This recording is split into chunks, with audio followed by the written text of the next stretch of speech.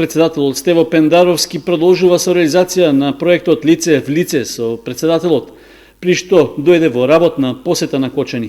При тоа ги посети припадниците на армијата и вработените во јавното предпријатие Национални шуми, кои се ангажирани на санацијата на штетите од неодамнешниот шумски пожар на падините на Осоголските планини. Заедно со градоначалникот Николчо Илиев, членови на Советот на општина Кочани и со граѓаните, Пендаровски засади нови садници, при што изрази надеж од и активностите за обновување на оштетениот шумски фонд ќе дадат позитивен резултат. Во рамки на престојот во Кочани, председателот оствари посета на компанијата Екстра Фунги, која се занимава со производство и преработка на шумски плодови и органска храна и е меѓу најголемите извозници во оваа област.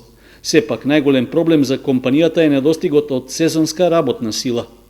Пендаровски го посети и одделот за ОРИС на Земјоделскиот институт, кој како институција беше водечка во оваа област во изминатите децении, но сега се соочува со недостиг на финансиска поддршка од државата и потреба од нови вработувања и млад стручен кадар.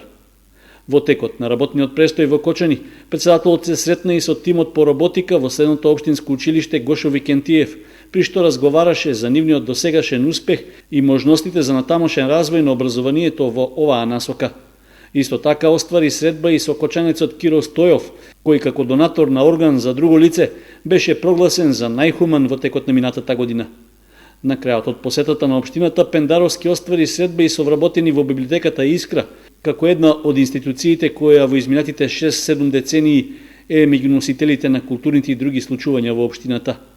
Исто така, првиот човек на државата оствари средба со новинарите од локалните медиуми, при што беше запознат со проблемите околу одредени законски одредби што го отежнуваат работењето на локалното информирање.